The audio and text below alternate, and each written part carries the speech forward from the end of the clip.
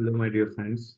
Today we are going to design very wonderful thing, which we call as split flap display. And you might not heard of it. I also came to know its official name yesterday. So this is a very nice display, which was used in old retro airports. It was used to show flight information, and maybe it was also used in railways, but I'm not sure about that. I've seen this in action in many airports in back in some old days. Nowadays, the airport displays are replaced and they are now digital. So let's see how this works. So as we can see that there are these flaps are working properly and showing the display the information in the real time. You can see that how fast they are and how quickly they show the information. And this is a very fascinating effect. And I always wanted to replicate this HTML and JavaScript. So today we are going to attempt to replicate this effect. As you can see, zoomed in, this is a very nice effect. And when we might see an effect when all of the information needs to be replaced, it shows very fascinating type of like a wave is flowing through whole board. So we might see that effect here. And this is a very nice look. This is what I'm talking about. And this kind of wavy type of effect. So we are going to try to replicate this effect. So our plan is, first of all, in Adobe XD, we have made a layout. We would design something similar to this in our website. And also, I want to break down a few things. This is basically a flap. So we are going to create one flap element, give its proper animations, then we would make this process modularized and make the copies of this. So first of all, we need to understand what is a flap. So first of all, a flap has this background. Basically, this is the container of the flap. Then flap has top element and a bottom element. The top element has this text, and its bottom half would be clipped from the middle. Similarly, the bottom half also has the same text, and its top half would be clipped middle, from the middle, from the top. Basically, this is to ensure that when we rotate this top or bottom half, the text within it also rotates and gives a proper 3D effect. So this is our plan. So let's try to start implementing this design. Okay, so first of all, this is a very basic HTML setup. I have made an index file. I have linked the style sheet and the JavaScript file. And in the style sheet, I have laid out very basic style. I've given the margin padding and box sizing. And I also have a few two properties which we would need. So I would first of all, border radius is very obvious, and then animation timing. Later, when we would animate, I would explain this. And we have given body display of flex with height are set, and we are giving justify content flex start. So everything would be starting from the top. We also need to give it some gap. So between each element, there is some gap. There's a slight gap, and also we need to give it a background color. So background color would be a bit grayish. So I'm giving it towards color, and also the main color would be white. So the text color and everything should be white. And also now we need to add some markup for the flap. So first of all, like we discussed, the flap has a background element which is called flap. Then there is a top half. So let's call it top flap, and it has a span which contains the text. So this text, suppose this is 0 for now. Let's call it flap item top. And similarly, let's make a copy of this. And this one is called bottom flap and flap item bottom. So if we look at this element, let me share my screen with you. Uh, if we refresh the page, then we would see that this is what it looks like right now. So let's give it some styling. So let me get back to code. And let's give a quick style to our flap and its respective elements. So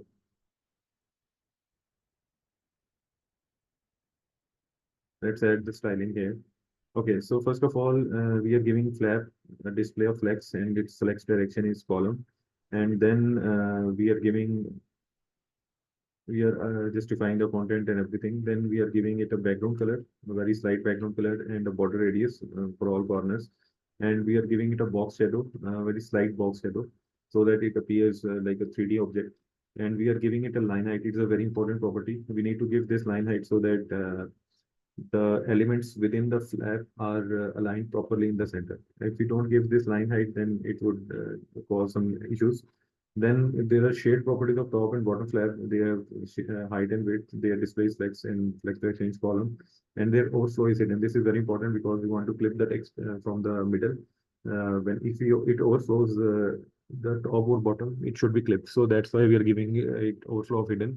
Top flap also adds a border bottom, which is a single straight line in the center, a slightly transparent white line, so that it gives the separation between top and bottom flap. Then we can give border radius to individual corners, top left and top right corner. We are giving the border radius, and we are giving it to justify content. We want the content to be at flex, and basically it is on the bottom of the flap that whatever element we are going to add. And the transform origin is border bottom. This is very important when we are going to add some animations, and we have the background color. Similarly, the reverse property for bottom flap, and its transform origin is at the top, and its justify content is at the flex start. So it's the element in the bottom flap should align on the top of the bottom flap. And now we have this, we don't need this color. We have the properties for the text. Text line should be centered, yes, and we have this font size. So let me quickly go to the browser and let's see if this works. So let's refresh. And here we can see that we have a nice flap. We see the top half and the bottom half, and they are being shown correctly, and top half overflow is not visible, and we are seeing one consistent number here. So let's try to give it some animation. Right now I'm zoomed in because we have to design this for a bigger layout. So if we show it in original size, it looks very small. So let me, that's why we are basically zoomed in so that we can set our animation and the properties properly. So let me get back to code and let's try to add some animations. So for animation, we need keyframes. So let me add keyframes. First of all, we would need two animations, one for the top half and one for the bottom half. So for the top half, we have this property uh, flip top, and the top half should add. We can give it the keyframe. What do we expect from it? So we are giving it at 100%. We need it to be rotated at x is 90 degrees. So basically, the rotation of x means rotate towards us, and this would look like a flap is flipping. And flip top, then we also need an animation for flip bottom. So keyframes, flip bottom, and it would have the bottom flip would start from 0% as this would be basically opposite effect, and it would start from 90 degrees and then it would go back to 0. Transform as rotate x, and it would be 0 degrees. So we are splitting the animation into two parts. The first half, the top would start flipping from its normal rotation to 90 degrees. Then the bottom half is start from 90 degrees and flip to 0 degrees. So it would look like one complete flap has been flipped. So we are splitting our animation in two parts, and now we need to add animation here. So animation, and we would also need the animation timing here as well. First of all, we would specify which one. So this is our, we want flip top to start animating for this amount of time, and this is 0.5 seconds. And then we want it to ease in. We don't want ease out because it's the first half of the animation. And similarly, we also want to animate the bottom half, and we want it to be flip bottom, and we want to give it this any timing. It should complete in 0.5 seconds, but it should start after a delay of 0.5 seconds, so that the first animation is complete top, then it would start giving this bottom animation. So let's quickly check this. Let me share my screen. And here we can see this, and let me refresh. This animation would only run once because we are not specified the repetition yet. So let me quickly refresh, and we can see that it shows a nice animation. Let me do that again. So this kind of shows that flap is flipping. So it completes first half and then the second half. This effect is good enough for us. Let me zoom back, and if we do that, so it looks like this is flipping. So this is nice. So let me restore to the original size, and let's get back and let's think about a little bit of animation here. So okay, so this is our flap, and this is our animation. So let's add one more flap. Let's copy paste this, and this number is good enough. So we would just try to animate it using JavaScript code. So first of all, we need some variables. So let me say that we have a counter, and this counter equals to 0. And then we have to use set interval, and we need to give set interval some we need to select basically all the flap elements in the page. These are the flap elements. So let me quickly grab those. We need to set the top flap and bottom flap elements. So let me quickly grab those, and then we would display them.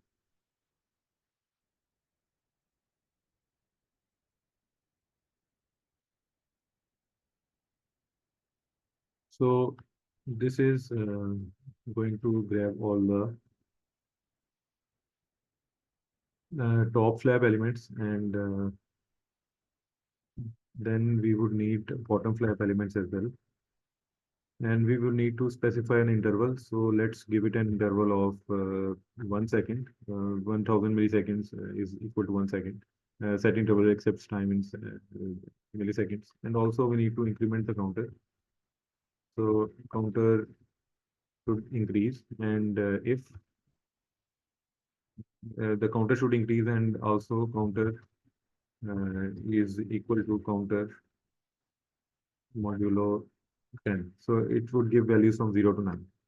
We are just going to check if this works. And now we need to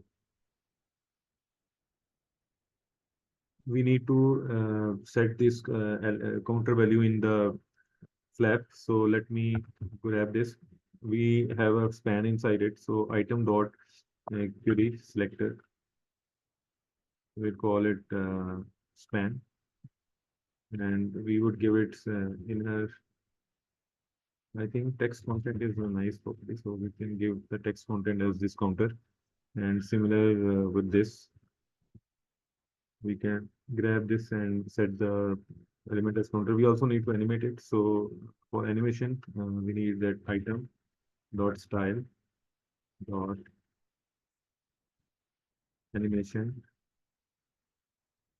and this is for the top. We don't need this here. And for this bottom element, we need flip bottom, and we need this variable as well. We were giving it this, and this would be ease out. Let me check if this is same in style. Okay, needs to be ease out. Okay, so we have done this, and now we also need to.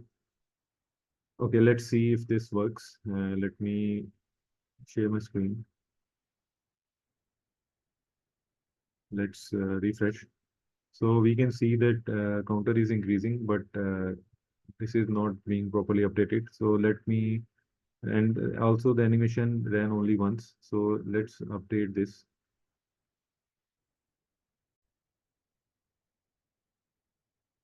Okay, so there were a few issues. First of all, I didn't specify the bottom flap. I was just doing that again. So we have specified this. And also there was an issue that if we specify an animation, it only runs once. So if we want to force the animation to restart, then we have to use this property element dot offset weight. Then we have to first set the animation current animation to none, and then we have to add the new animation. So this is a nice helper function to restart the animation, and we are giving this to each. We are setting this interval, and we are resetting the animation every second. And also, when we go back here, we don't need this animation here anymore. We are already adding that animation in our JavaScript.